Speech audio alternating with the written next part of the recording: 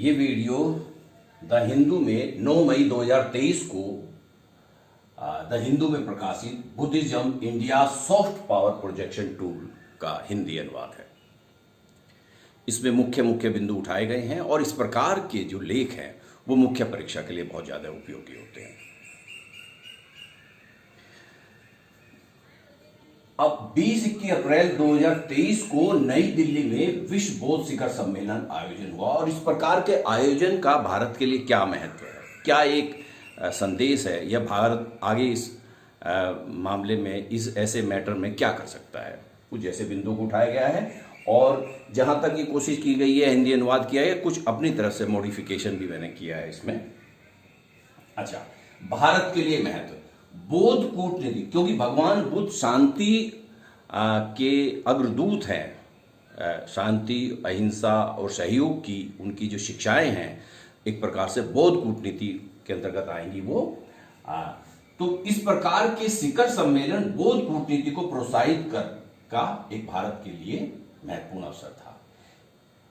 चीन की उग्र राष्ट्रवाद की नीति के विपरीत भारत को विश्व के समक्ष एक उदार राष्ट्र, एक सॉफ्ट पावर के रूप में मजबूती के साथ रखना, यह भारत के लिए एक ऐसे अवसर के रूप में आयोजन था। एक प्रकार से भारत अपने आप को एक उदार राष्ट्र के रूप में रख सकता है विश्व समुदाय के समय।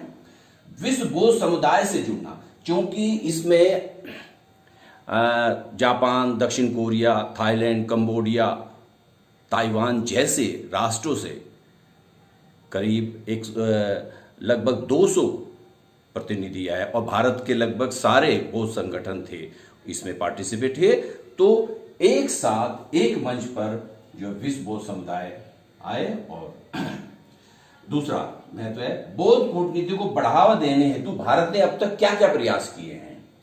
बौद्ध पर्यटन सर्किट के विकास के, भगवान बुद्ध के जीवन से संबंधित जितने भी महत्वपूर्ण स्थल हैं उनको आपस में जोड़कर पर्यटन को बढ़ावा देकर, प्रधानमंत्री मोदी द्वारा दक्षिण पूर्व एवं पूर्वी एशियाई देशों के दौरान बौद्ध धार्मिक स्थलों के दर्शन करना कहीं न कहीं बौद्ध कूटनीति का एक अंग है। अच्छा, प्रधानमंत्री मोदी के द्वारा दिए गए समय समय पर बयान, जैसे विश्व को भारत की देन युद्ध नहीं बुद्ध है, तथा व्लादिमीर पुतिन के साथ मुलाकात के दौरान प्रधानमंत्री का यह बयान, यह युद्ध का नहीं, यह युद्ध का युग नहीं है।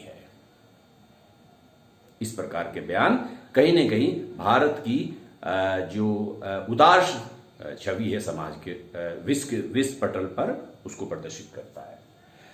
बौद्ध कूटनीति की संभावनाएं क्या हैं? क्योंकि 97% विश्व बौद्ध जनसंख्या का निवास स्थान एशिया है और चीन ने कोल्ड वार, शीत युद्ध के दौरान इसका सफलता के साथ प्रयोग किया। जब कोल्ड वार चल रहा था यूएसएसआर और अमेरिका के बीच, तो अपने पड़ोसी राष्ट्रों के साथ इंगेजमेंट बनाए रखना, उनके साथ जुड़ाव रखने के लिए चीन ने इस महत्वपूर्ण जो नीति थी बौद्ध कूटनीति का सफलतापूर्वक प्रयोग किया, तथा वर्तमान में भी उसकी जो महत्वाकांक्षी परियोजना है बेल्ट एंड रोड इनिशिएटिव को वैधता प्राप्त करने हेतु इस कूटनीति का वो प्रयोग जारी रखे है। इसीलिए इस कूटनीति में, यानी कि बौद्ध कूटनीति में, क्षेत्रीय सहयोग और सामंजस्य बढ़ाने के लिए, क्योंकि क्षेत्रीय सहयोग और सामंजस्य बढ़ेगा तो निवेश बढ़ेगा, व्यापार बढ़ेगा, बहुत सारे इससे फायदे होते हैं। तो इस प्रकार के बौद्ध कूटनीति में अपार संभावनाएं भी हैं। प्रश्न ये उठता है कि भारत को ऐसे कौन कौन से भविष्य में कदम उठाने चाहिए बौद्ध कूटनीति को बढ़ावा देने के लिए। अत्यंत महत्वपूर्ण बौद्ध स्थलों जैसे बोध गया, सारनाथ, कुशीनगर। बोध गया, भगवान बुद्ध को इनलाइटनमेंट मिला, ज्ञान प्राप्त हुआ था। सारनाथ में उन्होंने प्रथम उपदेश दिया था और कुशीनगर में उनको महापरिनिर्वाण प्राप्त हुआ था।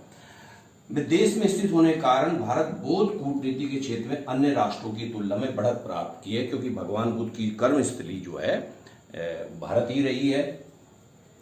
किंतु इसके लिए उसे कुछ कदम उठाने होंगे, जैसे आगामी दलाई लामा की नियुक्ति में चीन के प्रयास को रोकना होगा, क्योंकि चीन लगातार इस बात में प्रयासरत है कि अगला दलाई लामा जो बने उसी के हस्तक्षेप से बने, अपने उसके प्रभाव को भारत को कम करना होगा। अच्छा, विश्व बौद्ध समुदाय के समक्ष बौद्ध विरासत के सच्चे प्रतिनिधि के रूप में भारत को अपनी अंतर्राष्ट्रीय छवि बनाने की आवश्यकता है। शासन के उच्चतम भारतीय शासन में उच्चतम स्तर पर बौद्ध दर्शन विचारधारा को लगातार प्रोत्साहन देना होगा और देश के भीतर बाहर समृद्ध बौद्ध संस्कृति को प्रदर्शित करने के लिए सांस्कृतिक आयोजन करने होंगे और इस संबंध में भारतीय सांस्कृतिक परिषद संबंध परिषद ICCR Indian council for cultural relations की महत्वपूर्ण भूमिका हो जाती है और विश्व भर में फैले बौद्ध संगठनों और उनके नेतृत्व से संबंध मजबूत करने होंगे यदि भारत अपनी बौद्ध कूटनीति को आगे बढ़ाना चाह रहा है।